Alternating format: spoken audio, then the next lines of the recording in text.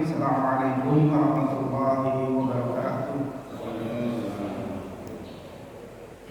Alhamdulillahirabbil alamin. Alhamdulillahilladzi hadana li hadza wa ma kunna linahtadiya laula an hadana Allah. Asyhadu an la ilaha illallah wahdahu la syarika lah wa asyhadu anna Muhammadan abduhu wa rasuluhu la nabiyya ba'da. Rabbi shrah li sadri wa yassir li amri wahlul 'uqdatam min lisani yafqahu qawli. Jamaah salat subuh yang dirahmati Allah, alhamdulillah, pertama-tama marilah senantiasa kita selalu memanjatkan puji syukur kepada Allah Subhanahu wa taala yang senantiasa memberikan kita limpah nikmat dan karunia. Di antara nikmat-nikmat yang utama yang senantiasa patut kita syukuri adalah nikmat iman, nikmat Islam, dan juga nikmat usia dan kesempatan, sehingga pada hari ini kita masih diberikan kekuatan, masih diberikan kesempatan untuk memperbanyak amal-amal terbaik kita, sehingga kita bisa mempersiapkan amalan-amalan kita sebagai bekal terbaik kita di yaumil akhir nanti. Sholawat dan salam tak lupa kita sampaikan kepada qudwah hasanah kita, Nabiullah Muhammad SAW, yang senantiasa kita harapkan syafaatnya di yaumil akhir kelak. Jamaah sholat subuh yang dirahmati Allah, memulai kajian kita pada pagi hari ini, marilah senantiasa kita selalu menjaga keikhlasan kita dalam beribadah, karena ada dua syarat diterimanya ibadah. Yang pertama adalah bagaimana kita melaksanakan ibadah-ibadah tersebut sesuai dengan tuntunan sunnah yang dilakukan oleh Rasulullah SAW. Dan yang kedua adalah bagaimana kita senantiasa menjaga keikhlasan dalam beribadah. Karena tanpa keikhlasan tidak ada nilai ibadah yang kita lakukan. Sebagaimana yang disampaikan dalam surah Hud, Allah Subhanahu wa taala berfirman di ayat 15 sampai 16, A'udzubillahi minasyaitonir rajim. Man kana yuridul hayatad dunya wa zinataha nuwaffi ilaihim a'malahum fiha wa hum fiha la yubkhasun.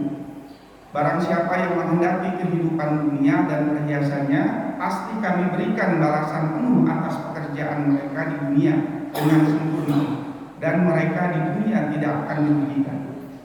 Nah, di dalam ayat yang selanjutnya Allah berfirman, ulaikal ladzina laisa lahum fil akhirah ilan nar wa habita ma sana'u fiha wa batil ma kanu ya'malun. Sadaqallahul azim. Dan selanjutnya Allah mengatakan orang-orang seperti yang disampaikan pada ayat sebelumnya adalah itulah orang-orang yang tidak memperoleh sesuatu di akhirat kecuali neraka, dan sia-sialah di sana apa yang telah mereka usahakan di dunia, dan terhapuslah apa yang telah mereka kerjakan. Nah, semoga kita selalu senantiasa menjaga keikhlasan kita dalam beribadah. Semoga kita tidak menjadi orang yang melakukan kegiatan yang sia-sia, yang hanya melakukan sesuatu karena dunia saja, dan Allah akan membalas apa yang dilakukan orang itu di dunia, tapi orang itu tidak akan mendapatkan apa-apa di akhirat. Di dalam riwayat yang lain, hadis riwayat Muslim, Abu Hurairah radhiyallahu anhu berkata terkait dengan keikhlasan ini, aku telah mendengar Rasulullah SAW bersabda, sesungguhnya manusia pertama yang diadili pada hari kiamat adalah orang yang mati syahid di jalan Allah. Ia didatangkan dan diperlihatkan kepadanya kenikmatan yang diberikan di dunia. Lalu ia mengenalinya dan mengakuinya bahwa kenikmatan itu telah diperoleh. Kemudian Allah bertanya, amal apa yang engkau lakukan dengan nikmat-nikmat itu? Ia menjawab, aku berperang semata-mata dengan engkau sehingga aku mati syahid. Kemudian Allah mengatakan, engkau berdusta, engkau berperang supaya dikatakan seorang yang gagah berani. Maka demikianlah yang telah dikatakan tentang dirimu. Kemudian diperintahkan malaikat agar menyeret orang-orang itu, mukanya tertelungkup dan dilemparkan ke dalam neraka. Kemudian Rasulullah SAW lanjutkan sabdanya, berikutnya orang yang diadili adalah orang yang menuntut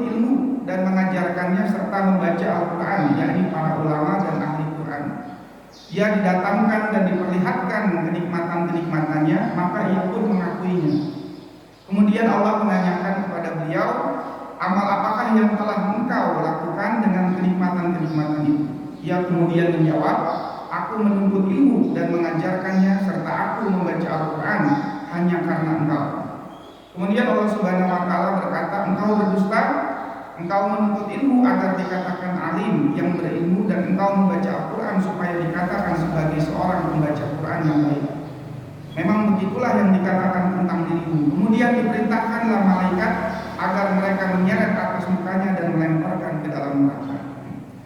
Di kisah yang ketiga Rasulullah juga melanjutkan dan terakhir, orang selanjutnya yang pertama kali masuk neraka berikutnya adalah orang yang diberikan kelapangan rezeki dari bermacam-macam harta benda. Ia didatangkan dan diperlihatkan kepadanya kenikmatan yang telah didapatkannya di dunia. Kemudian Allah bertanya, apa yang telah engkau lakukan atas nikmat-nikmat itu? Ia kemudian menjawab, aku tidak pernah meninggalkan sedekah dan infak pada jalan yang engkau cintai, melainkan pasti aku melakukannya semata-mata karena engkau.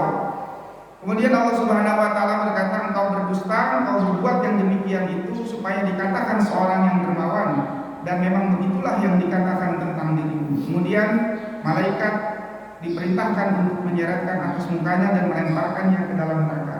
Hadis ini diriwayatkan oleh Imam Muslim dan merupakan hadis sahih.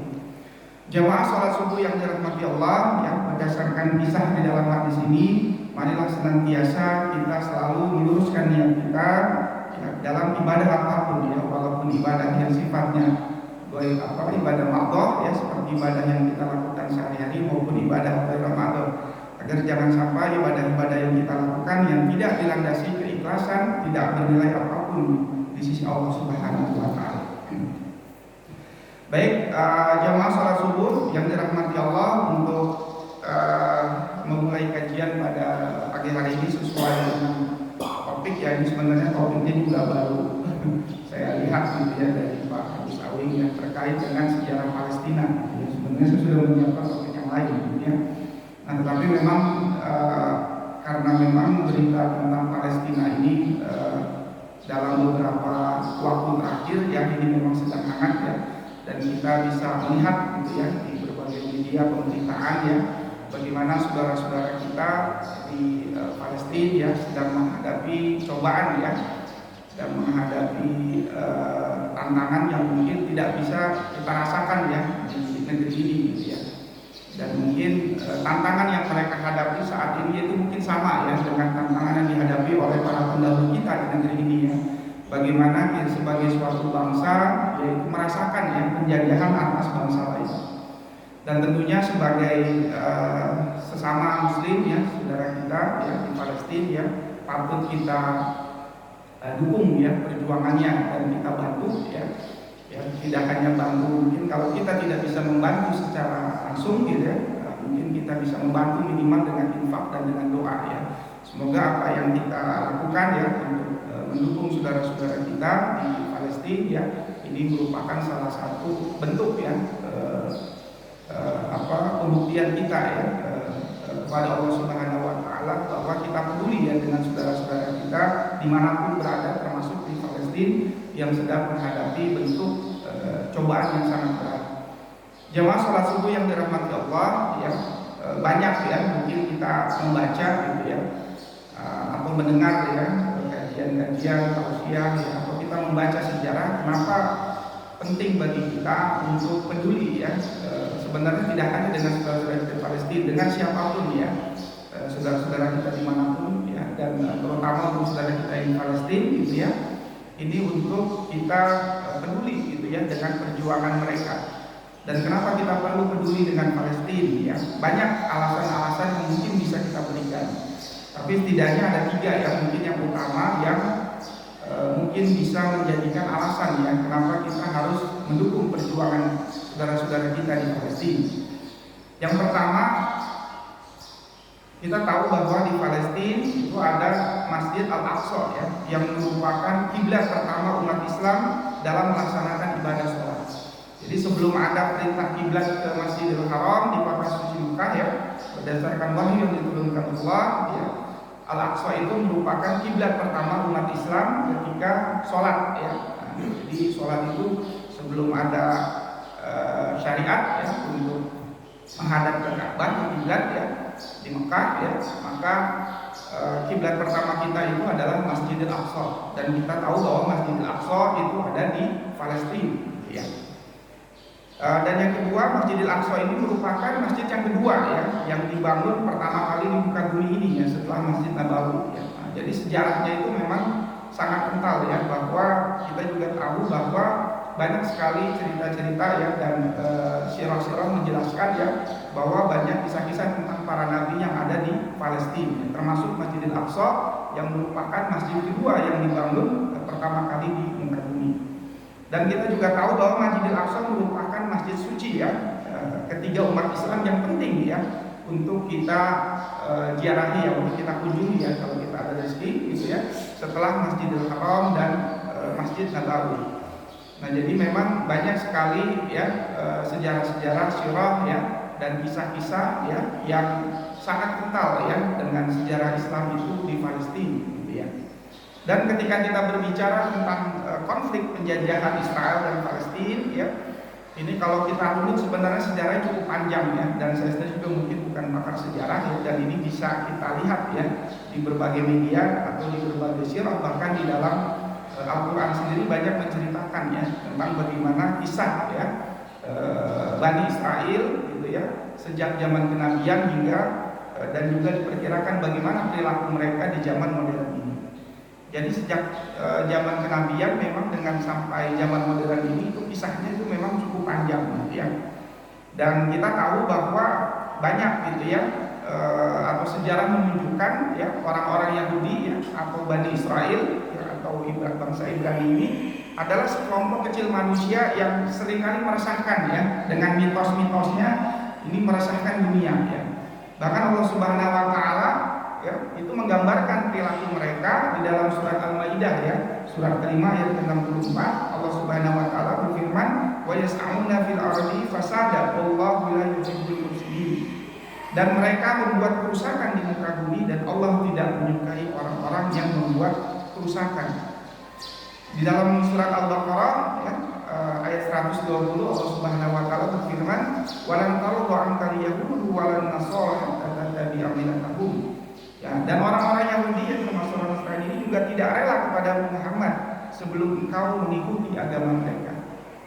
Ya, jadi kalau kita lihat memang kisah Bani Israel ini, ya, Yahudi ini itu sudah banyak diceritakan di dalam Al-Quran, ya. Dan dalam sejarah, ya, nama Israel atau Bani Israel itu juga dikenal dengan nama Ibrani dan Yahudi, gitu, ya. Nah, dalam riwayat, ya, sebutan Israel atau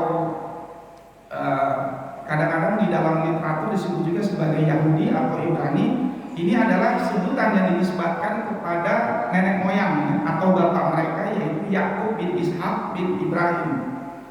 Jadi kalau kita lihat Israel itu terdiri dari dua kata, gitu kan, kalau secara bahasa, gitu. Yang pertama Isra, dan yang kedua itu adalah El, ya, Isra dan El. Isra itu kalau dalam bahasa Ibrani itu artinya hamba, ya, hamba, ya, dan El itu artinya Tuhan. Ya, sebenarnya kalau secara bahasa Israel itu mungkin sama, ya, dengan Abdullah, ya, hamba Allah, gitu, ya.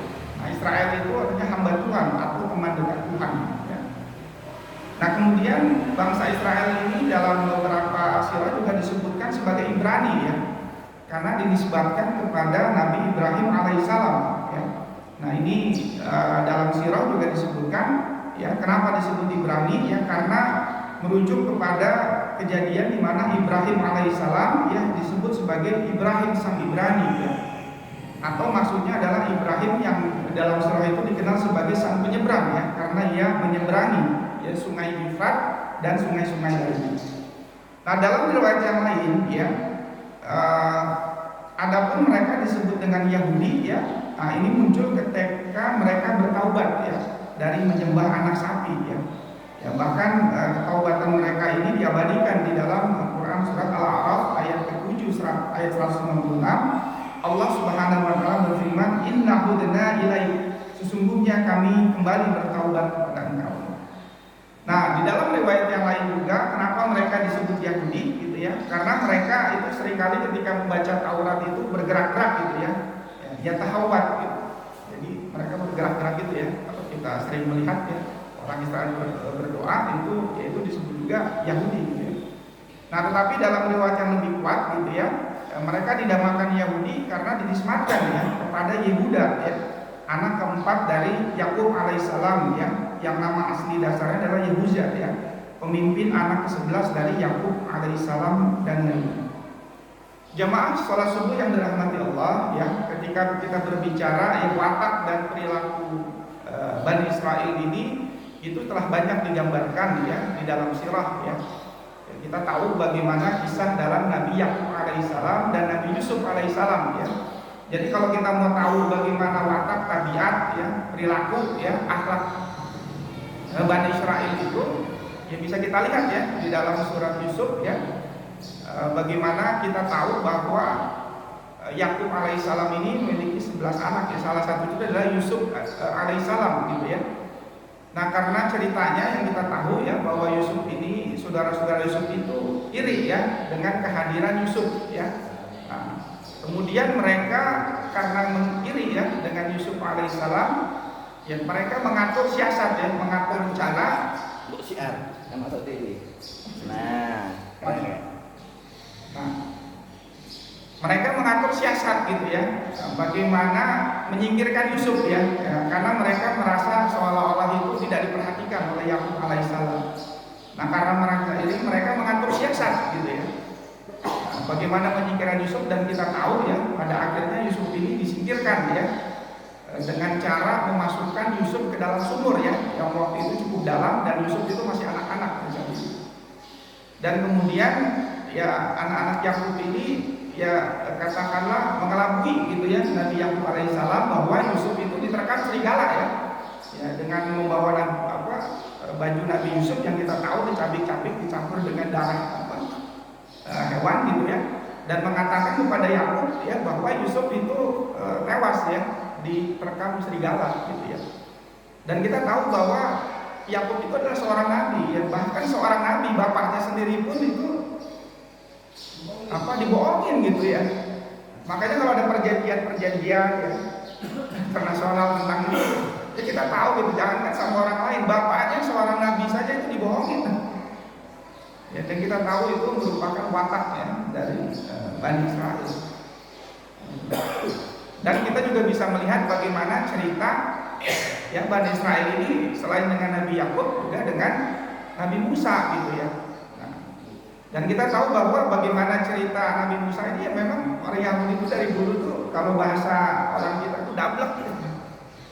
Ya ketika sudah ditolong oleh Nabi Musa ya dalam suatu perjalanan ya, bahkan ya kaum Yahudi ini meminta Musa ya untuk bagaimana ketika dia melewati suatu tempat ya, melihat ada suatu kaum pagan ya penyembah dewa itu membuat berhala, dia minta kepada Nabi Musa, ya Musa tolong buatkan saya berhala Tuhan kamu gitu ya, seperti yang dilakukan oleh mereka gitu ya. Sampai mereka membuat berhala dari sapi gitu ya, dari sapi dari logam dari emas itu ya, untuk dipakai sebagai sesembahan. Dan yang paling dablek gitu ya, orang Yahudi ini Bani Israel ini meminta Nabi Musa untuk menunjukkan Allah gitu kan. Ya Musa supaya saya yakin tolong tunjukkan Tuhan di depan saya gitu. Dan kita tahu ya saking dableknya Nabi orang Yahudi. Dan kita juga tahu bagaimana cerita Bani Israel itu jadi ceritanya sudah cukup panjang sebenarnya, dan itu terjadi sampai zaman modern.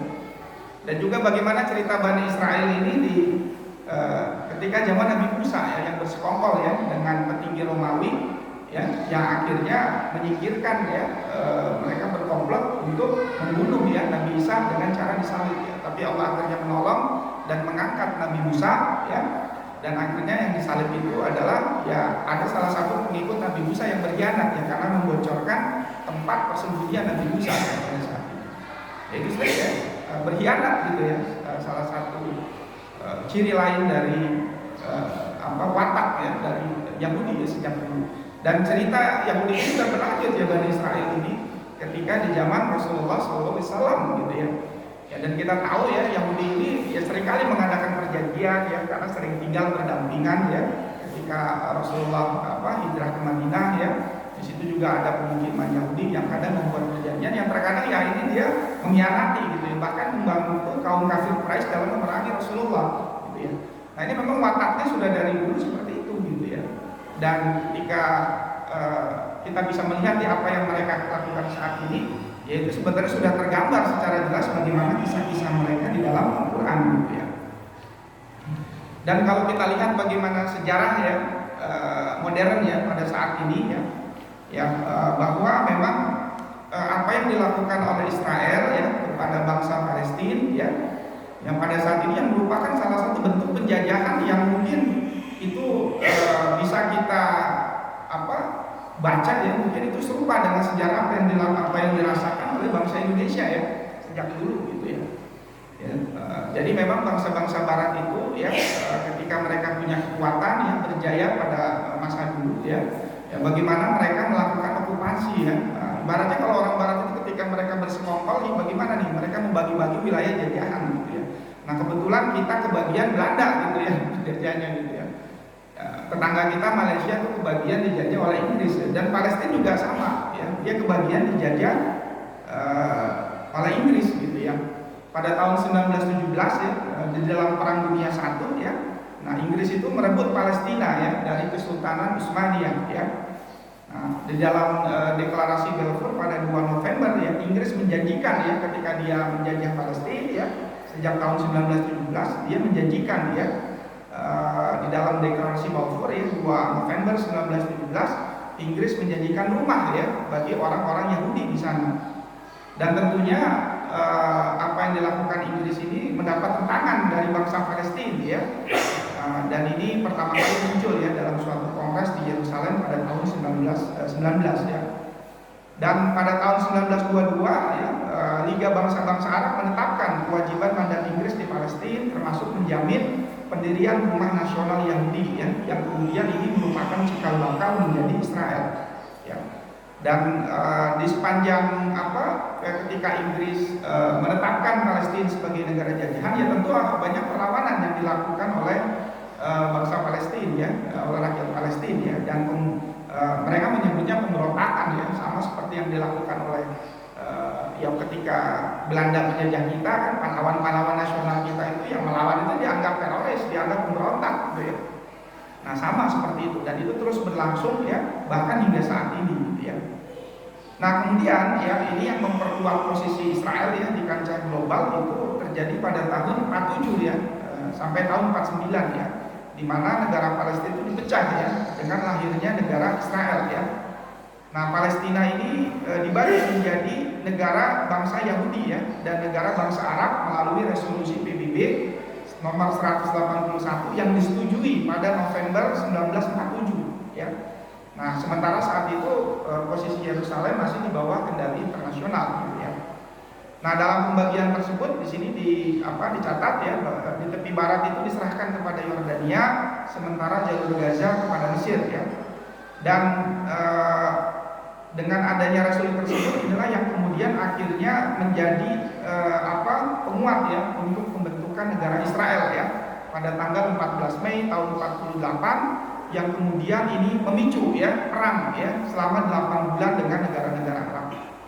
Ya, peran itu yang akhirnya membuka ya kemerdekaan ya kalau bahasa mereka itu negara Israel yang diproklamasikan pada 14 Mei tahun 48. Bayangkan ya suatu negara yang menjajah gitu ya.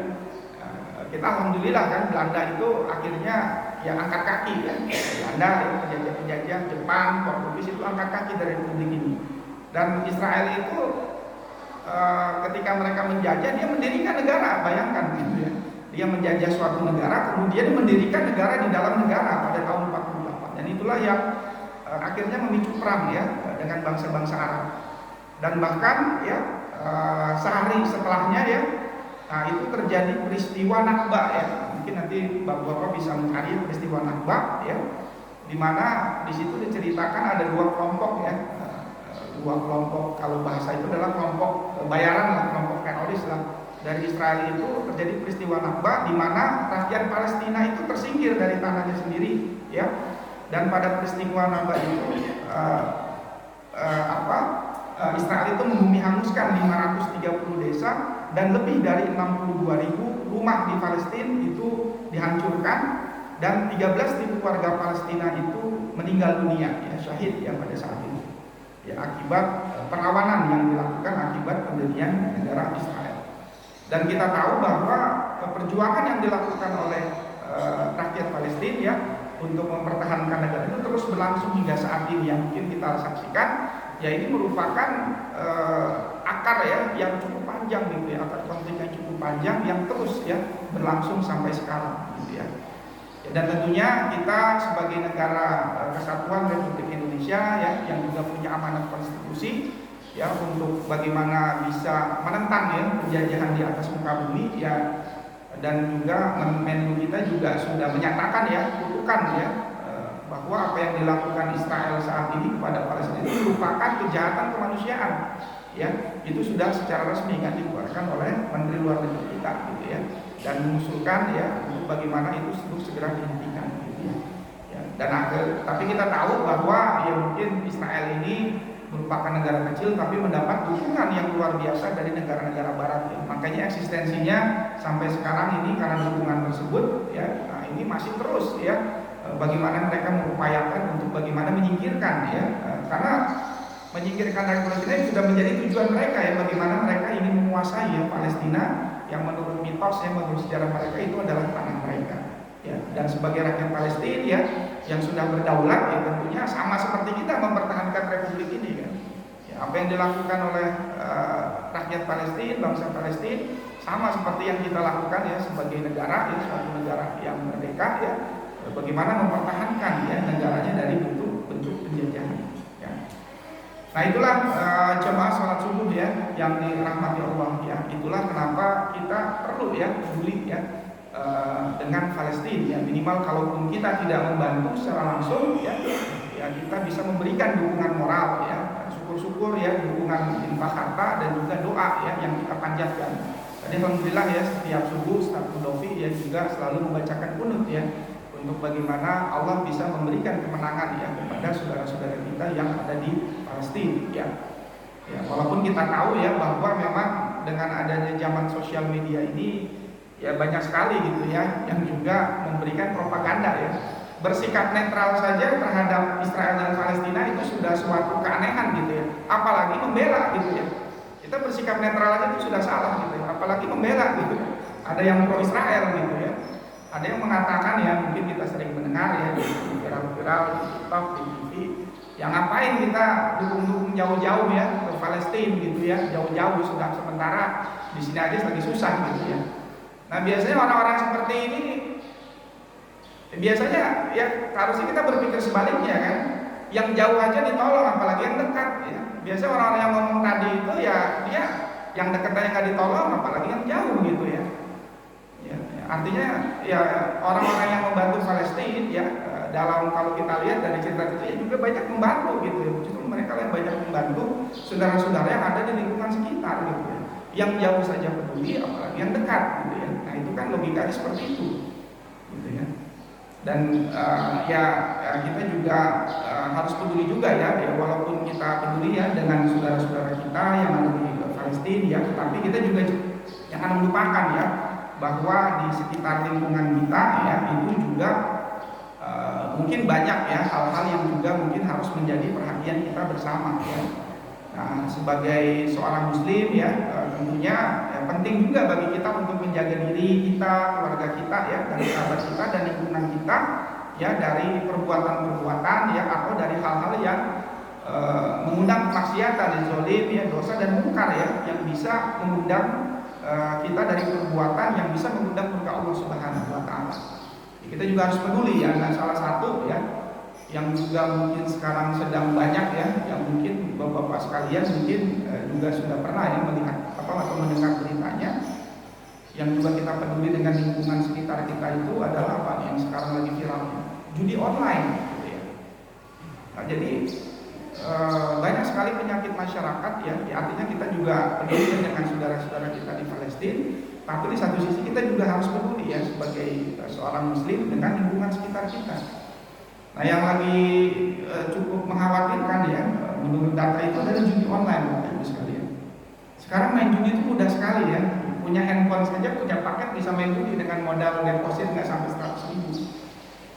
Nah ini data yang sangat mengerikan itu ada dari PPATK itu. Misalnya kalau PPATK itu yang memeriksa aliran dana lah. Biasanya kalau korupsi itu ketahuan dari PPATK.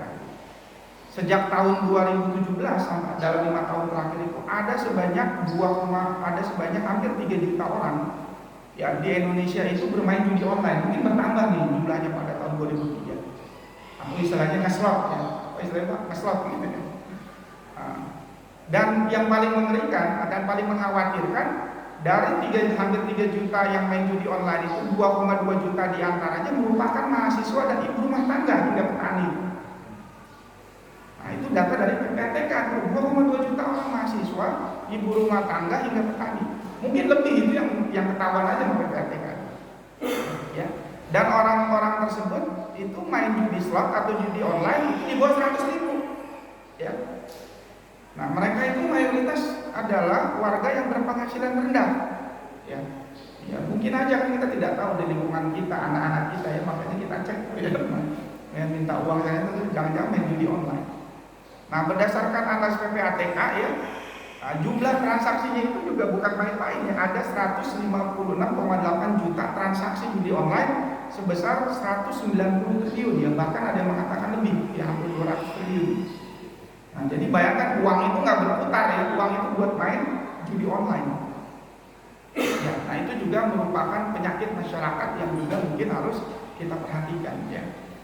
Ya karena kita tahu bahwa judi ini membuat manusia itu sengsara gitu ya. Ya kalau dalam bahasa kampung kita itu belangsak lah ya, dunia akhirat ya. Nah, belangsak di dunia itu ya banyak ceritanya gitu ya. Ya yang pertama tentunya belangsak di dunia itu ya kerugian finansial gitu ya. Nah, salah satu bahaya ketagihan judi online yang paling parah adalah ya kerugian finansial ya, karena main judi itu pakai uang gitu ya. Nah, jadi orang yang kecanduan judi itu ya sering menghabiskan uang dalam jumlah besar ya. Karena penyakit orang judi itu gitu Pak, kalah itu penasaran, menang ketagihan gitu ya. Dan orang yang main judi ini halu Pak ya, halusinasi. Bagaimana dia tuh selalu berangan-angan ya. Bagaimana cara supaya bisa kaya cepat mendadak, nggak capek, nggak kerja, dengan modal sedikit bisa kaya. Itu halusinasi ya. Tapi akhirnya ya mereka itu ya akhirnya secara tidak sadar ya itu mengalami kerugian finansial sangat besar.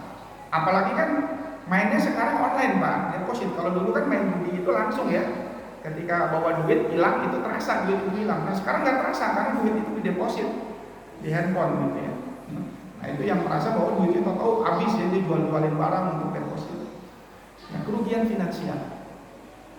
Dan yang kedua itu belangsak judi itu depresi Pak ya, kesehatan mental ya. Jadi bahaya ketagihan judi online itu yang merusak kesehatan mental ya, stres ya, nggak bisa tidur ya, karena mikirin ya, apalagi kalau uangnya itu boleh jual barang, boleh hutang, apalagi hutangnya pinjol juga ya, pinjaman online, itu double belangsak ya. Double belangsak, sudah pinjam online, uang ini buat main judi online, uang itu banyak cerita yang bisa kita lihat. Kesehatan fisik terganggu ya Pak ya, karena ya banyak pikiran, kelelahan ya. Main judi online kan dipantangin terus tuh handphone seharian gitu ya.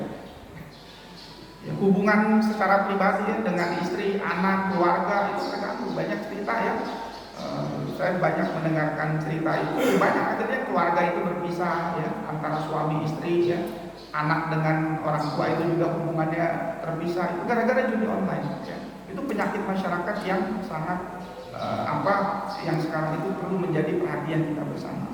Oleh karena itu kita perhatikan gitu ya, lingkungan kita, saudara-saudara kita ya, anak-anak kita itu banyak Pak, bahkan banyak juga saudara yang walaupun agak jauh itu banyak yang kasus-kasus kena kecanduan judi online gitu ya.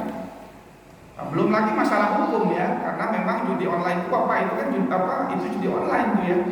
Berarti nggak main langsung ya, tetap saja Pak, karena di dalam hukum positif kita tuh ada undang-undang 2016 tentang transaksi elektronik ya. Nah, jadi judi online itu ya bisa terkena sanksi ITE gitu ya, kriminalitas gitu ya. Nah, itu bisa terkena masalah hukum ya. Itu belangsak di dunia gitu ya, belum belangsak di akhirat gitu ya. Ya karena kita tahu bahwa judi itu hukumnya haram gitu ya. Di dalam surat Al-Maidah jelas Allah Subhanahu wa taala berfirman, "Ya ayyuhalladzina amanu innamal khamru wal maisir wal ansabu wal azlam rizqum min amali syaitan fastanibu la'allakum tuflihun." Di situ jelas ya larangan ya, bahwa secara eksplisit judi itu dilarang oleh Allah Subhanahu wa taala. Wahai orang-orang yang beriman, sesungguhnya minuman keras, berjudi, berkurban untuk berhala, mengundi nasib ya dengan anak panah adalah perbuatan keji dan termasuk perbuatan setan ya. Maka jauhilah perbuatan-perbuatan itu agar kamu beruntung ya. Jadi jelas ya judi itu diharamkan ya. Di ayat selanjutnya, di ayat Al-Maidah 91 Allah melanjutkan, asyaitanu ayyuqi'a bainakumul adawata wal baghdha afil khamri wal maisir wa yasuddakum an dzikrillahi wa 'anis shalah fahal antum muntahun. Nah, di sini Allah menyebutkan bahwa judi ya, termasuk minuman keras ya, itu menimbulkan permusuhan dan kebencian di antara kamu dan menghalang-halangi kamu dari mengingat Allah dan melaksanakan sholat. Maka tidaklah kamu berhenti. Nah, jadi jelas di sini Pak ya, hukum ya, status hukumnya judi itu adalah haram gitu ya. Dan kita tahu bahwa kalau dengan judi itu, kalau dengan uang haram itu kita gunakan ya untuk menghidupi keluarga kita ya, untuk membeli makanan minuman yang kemudian dikonsumsi ya. Nah, itu konsekuensinya ya itu bisa bermasalah juga gitu ya. Yang pertama gitu ya, ketika ya ada makanan-makanan haram ya, makanan, jadi makanan haram itu ada dua Pak sifatnya. Yang pertama zatnya ya, secara zat ya, lizatihi, dan yang kedua ghairu lizatihi, selain karena zatnya ya. Nah, selain karena zatnya itu ya karena cara memperolehnya gitu ya. Ayam goreng itu halal gitu ya secara zat, tapi kalau itu diperoleh dari judi online gitu ya, dari mencuri, dari merampok ya, dari merampas ya, status hukumnya haram gitu ya. Dan barang siapa yang mengkonsumsi makanan haram ya, yang pertama itu konsekuensinya ya di dalam syariat kita itu tidak diterima amal ibadahnya. Nah, jadi orang yang mengkonsumsi makanan haram, amal ibadahnya tidak diterima oleh Allah Subhanahu wa taala gitu ya. Nah, kita bayangkan gitu ya, kalau amal ibadah seseorang ya, itu ditolak oleh Allah Subhanahu wa taala. Sedekah yang dikeluarkannya sia-sia, sholatnya pun hanya tinggal gerakannya saja ya. Nah, Rasulullah SAW sabda ya dalam hadis yang diriwayatkan oleh Tabrani ya, ketika Sa'ad bin Abi Waqqas dia meminta nasihat Rasulullah SAW supaya doa-doanya dikabulkan. Rasulullah SAW mengatakan, wahai Sa'ad, perbaikilah makananmu, makanlah makanan yang halal, niscaya engkau akan menjadi orang-orang yang selalu dikabulkan doanya. Dan demi jiwaku yang ada di tangannya, sungguh jika ada orang yang memasukkan makanan haram ya, maka doa ibadahnya tidak akan diterima selama 40 hari. Dan seorang hamba yang dagingnya tumbuh dari hasil menipu, dari hasil berjudi, riba, maka neraka lebih layak untuknya. Nah, kita bayangkan ya, selama 40 hari ibadah kita tidak diterima oleh Allah Subhanahu wa taala. Dan bayangkan ya, dalam masa 40 hari ini Allah ya mencabut ya nyawa kita ya. Tidak ada kesempatan untuk bertaubat ya. Nauzubillah min dzalik. Dan yang selanjutnya jemaah sholat subuh yang dirahmati Allah ya, belangsak di akhirat itu ya, tadi selain tidak diterima ibadahnya ya, itu juga mengikis iman ya, karena dampak buruk dari memakan harta diperoleh dengan cara yang batil ya, termasuk salah satu adalah dari judi, itu adalah terkikisnya iman seseorang ya. Seorang muslim ya, ketika dia memakan makanan haram ya, maka akumulasi dari makanan haram itu akan mengikis imannya, sehingga hatinya itu menjadi keras ya, sehingga sulit untuk menerima kebenaran ya. Dan yang terakhir ya, bahwa makan makanan yang haram ya, sebagaimana di dalam firman ya, di dalam surah Al-Maidah tadi ya, Allah akan mencampakkan ke dalam neraka ya.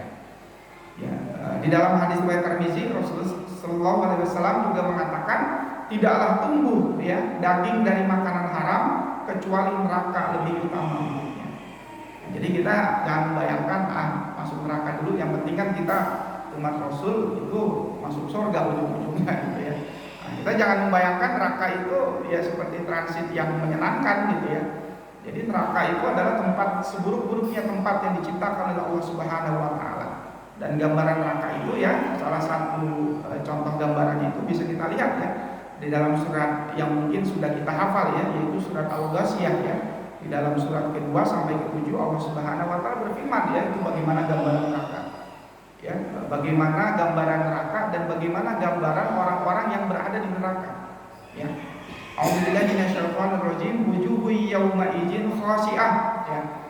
Banyak wajah pada hari itu tertunduk hina, ya. Amilatun nasibah.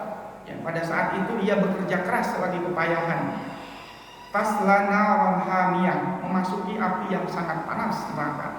Ya, bayangkan orang divonis sakit ya, orang divonis bersalah, orang divonis penjara aja itu stres ya. Bayangkan kalau di akhirat kita divonis masuk neraka gitu ya.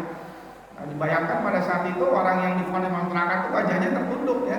Wah, mereka tuh susah payah bagaimana caranya supaya nggak masuk neraka ya, susah payah terjadi situ ya. Ya, tasla naran hamiyah tusqa min ainin aniyah, diberi minum dengan air yang dari sumber yang sangat panas. Laisa lahum ta'amun illa min dhari, mereka tiada memperoleh makanan selain dari pohon yang berduri. La yusminu wa la yughni min ju', yang tidaklah menggebukan dan tidak pula menghilangkan lapar. Nah, ini contoh bagaimana kita jangan membayangkan ya. Makanya kita selalu bisa menjaga diri kita ya, saudara-saudara kita, anak-anak kita, keluarga kita, kerabat kita, lingkungan kita ya, dari bahaya ya, salah satu penyakit ya yang memang lagi menjadi perhatian khusus di masyarakat. Jadi kita peduli ya, tidak hanya dengan saudara-saudara kita di Palestina ya, tetapi kita juga peduli ya dengan lingkungan-lingkungan sekitar ya. Apalagi sekarang di sini sudah ada DKM ya, yang sudah banyak program-program yang insya Allah gitu ya, ini bisa memberikan kemaslahatan ya. Nah, kita perbanyak program-program untuk masyarakat ya, supaya masyarakat kita sibuk ya dengan program-program yang insya Allah ya itu dengan kebaikan. Karena barang siapa yang tidak disibukkan dengan kebaikan ya sebaliknya ya disibukkan dengan keburukan ya. Dan mudah-mudahan gitu ya, DKM ini sebagai salah satu institusi sosial ya yang ada di masyarakat ya, ini bisa berkontribusi ya untuk bisa menjaga ya lingkungan sekitar kita ya. Semoga Allah memberikan keberkahan ya kepada kita semua ya, dengan program-program yang dilakukan oleh DKM ya. Alhamdulillah gitu ya, sudah cukup banyak ya program-program yang dilakukan untuk masyarakat, dan semoga ini menjadi salah satu bentuk ya amal terbaik kita ya, amal-amal terbaik kita ya ke masyarakat ya.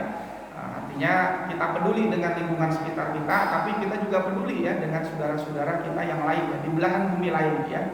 Ya mungkin tidak hanya di Palestina gitu ya, tapi kita juga sering ya mendengar bagaimana bentuk-bentuk kezaliman ya, ketidakadilan juga kepada saudara-saudara kita yang ada di belahan bumi lain. Tapi memang saudara kita yang saat ini di Palestina ya, yang tentunya perlu ya mendapat perhatian lebih ya, perlu mendapat bantuan lebih gitu ya. Kita peduli dengan saudara-saudara kita yang ada di belahan bumi lain, dan kita juga peduli dengan lingkungan sekitar kita ya. Dan mudah-mudahan apa yang kita lakukan, kepedulian yang kita berikan ya dalam bentuk apapun ya, minimal dalam bentuk doa gitu ya. Nah, ini menjadi salah satu bagian dari bukti keimanan kita ya, dan bukti kita kepada Allah Subhanahu wa taala ya, bahwa kita masih peduli ya dengan saudara-saudara kita yang lain. Itu saja mungkin yang bisa saya sampaikan. Lebih kurangnya mohon maaf ya jika ada kesalahan semata-mata dari saya, dan karena kebenaran hanya dari Allah Subhanahu wa taala. Saya akhiri billahi taufik wal hidayah. Assalamualaikum warahmatullahi wabarakatuh.